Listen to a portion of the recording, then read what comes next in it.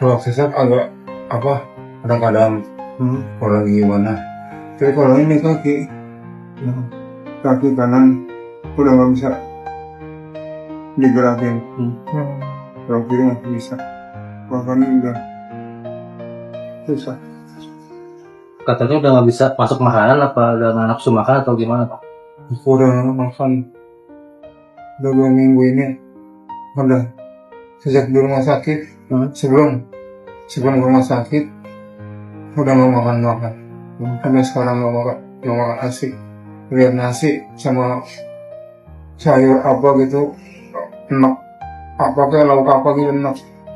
Jadi sekarang makannya bubur sumsum.